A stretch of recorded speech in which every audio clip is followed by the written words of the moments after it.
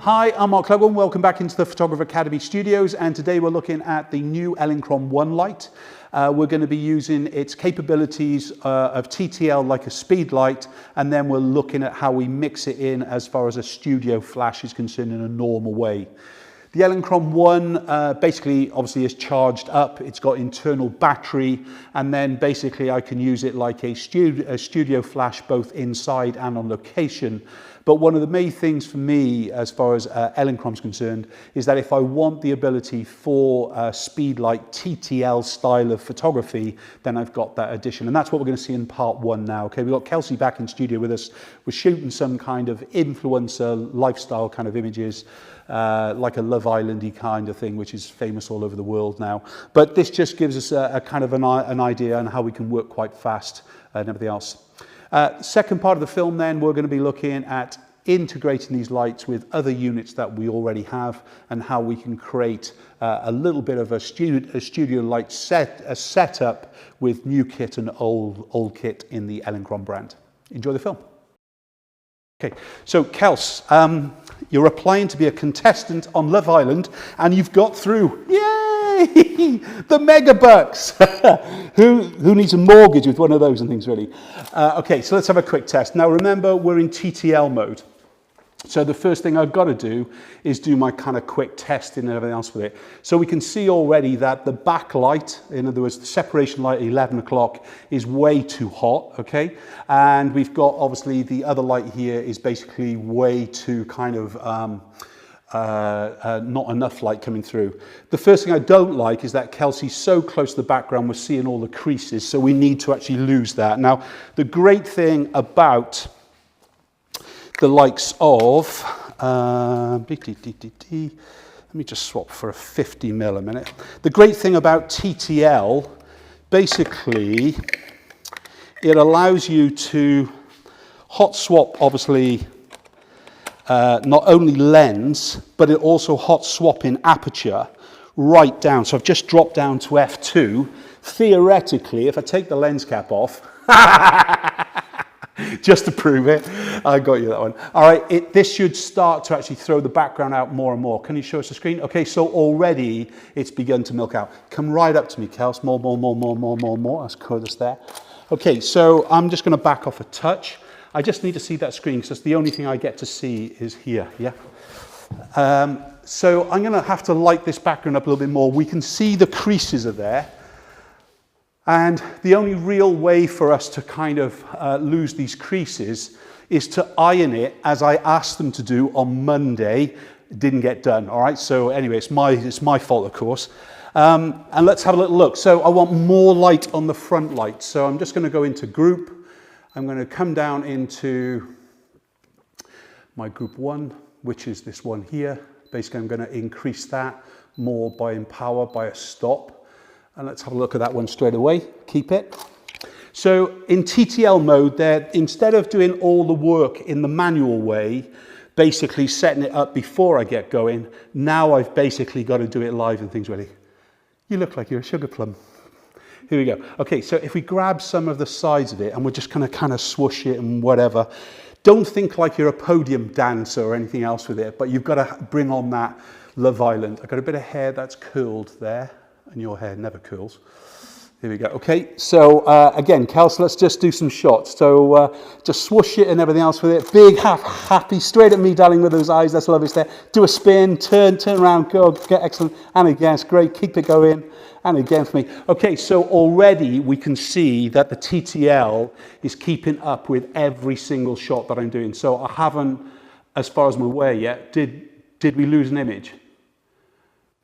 So already the Elinchrom 1 is doing its job anyway, kind of thing with it, so it's pretty cool. Kels, let's kind of almost do a bit of a sultry cover-up. That's lovely. Straight at me again, happier. Turn the body that way more, and turn the head back to me. More. That's good, just there. And again. Let's pop the hands on the hips, darling. More. That's great, just there. And again, looking off to the side, as if I made a cheeky expression. Eyes at me, though. That's great, it's there, and again, great. Okay, so good. The good news is everything's working in the way it should work. It's always a good kind of thing when that happens anyway.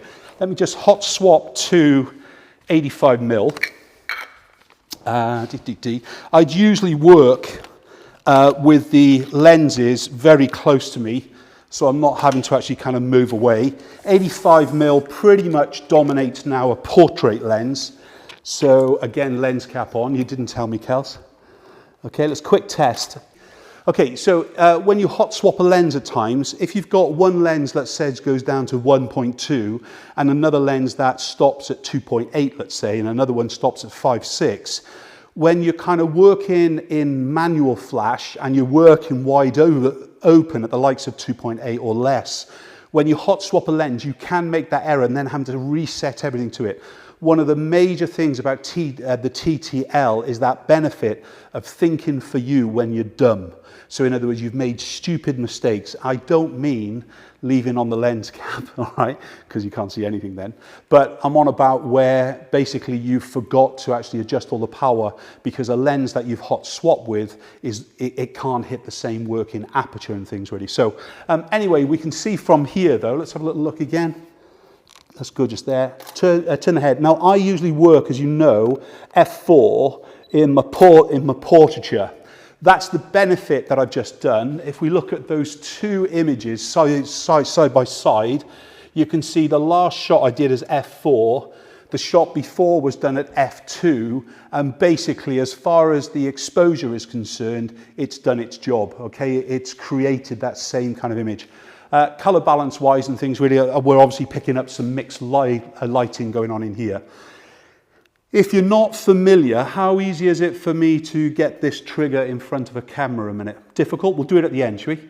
We'll do it at the end. Okay, so the first thing I'm going to do, in fact, is in the group 4, which is the one up there, just going to press in my group, dial down to group 4, as it were.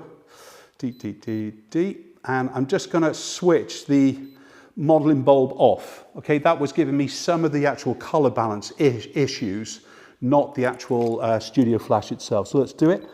Quick test again. Remember, we're shooting at f4 now.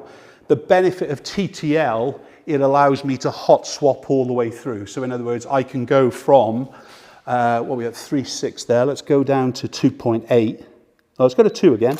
Let's go to 1.8. And then straight up to like 5.6. Might struggle at 5.6, in fact. Did it struggle at 5.6? Because remember, it's bouncing off the lights. No, it didn't. In fact, hit it straight away. And then the consistency of all of these shots going throughout here, we've pretty much got it. So top left-hand side, as you can see, is f4. Right-hand side is f2. Bottom left is 1.8. And then we've gone straight up to 5.6, yeah? So straight away, you can see the benefit of running a TTL mode if you are a photographer that is not quite sure about what aperture that you want to run, or in this case, you're using a background that is so creased up, you've really got to make the most out of it. Right, so I will drop back down to my, let's go to 2.8 in fact. And let's get a little bit higher. It's good just there, Kels. Let's turn the body square on for me, that's lovely. Let's just kind of hide behind the kind of the meshing as well. I just want to see if I can break this light in. Let's go just there, that's lovely. And again, good, and again, keep it, and just peek out a little bit, just lower it down a touch, there you go, good, and again.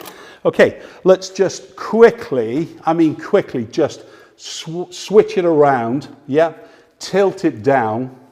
I obviously need more height. Okay, so usually now we have to actually change the whole thing. Let's see how good the TTL, let's do the same thing, Kels, hide behind it. That's lovely, there. Let's show me a little bit of eyes. That's lovely, that's great, relax. Let's just see it straight out. Hot swap straight through with it, bang.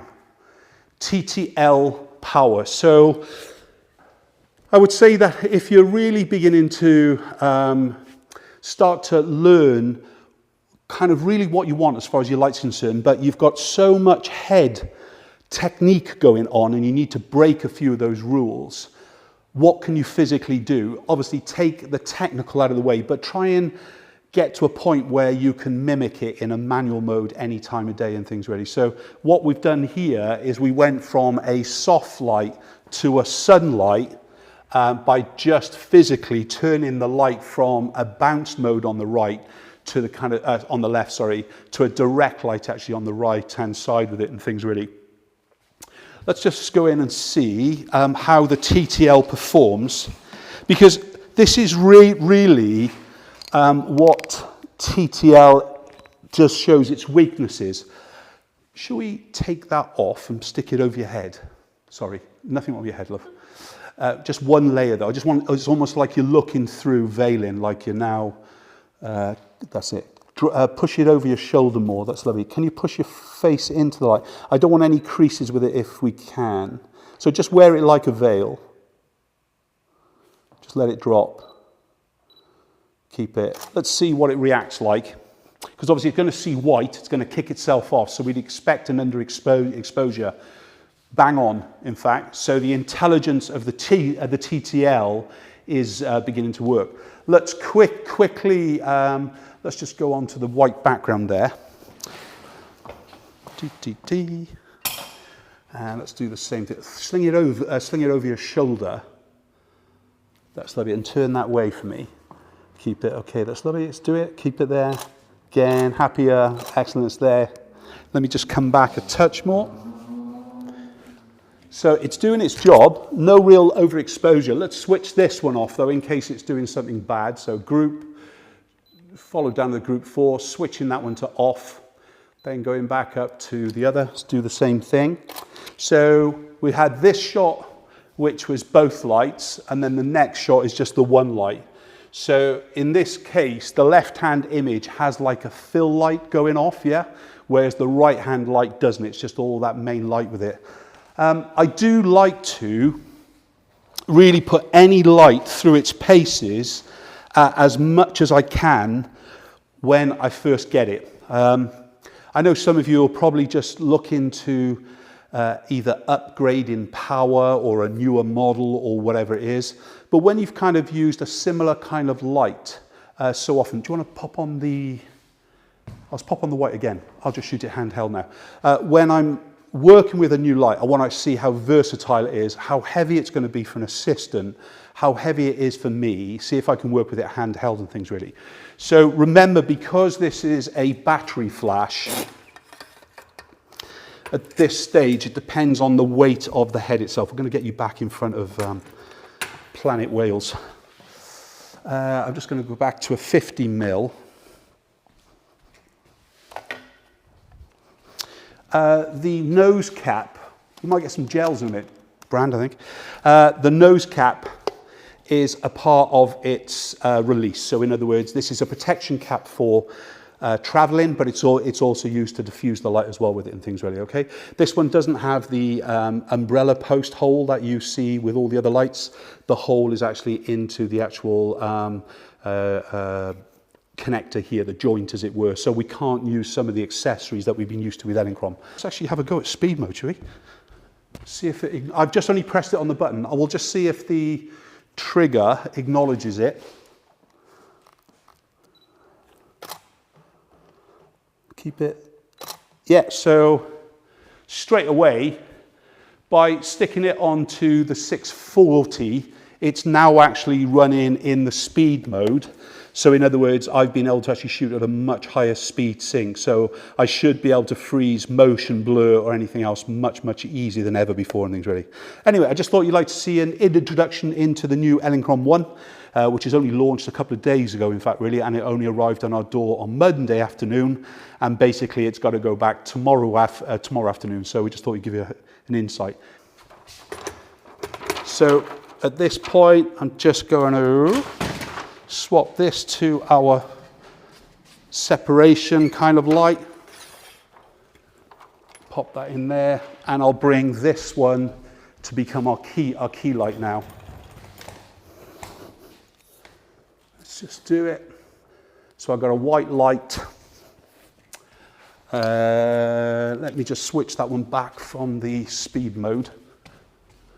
Speed mode tends to actually lose a little bit of the flash curve. So group 4 is going to be my key now. So just pushing back again, go into group, up down to group 4, and push that one to on. So that one's okay. Let's just go back into group again. We'll switch that one off. So this is just the key light now. Whoops. Would help, Mark, if you put it back to group. Switch it on, let's do it, keep it. Okay, so I've reversed the roles. So that's doing its job. It needs to come up a little bit higher in power.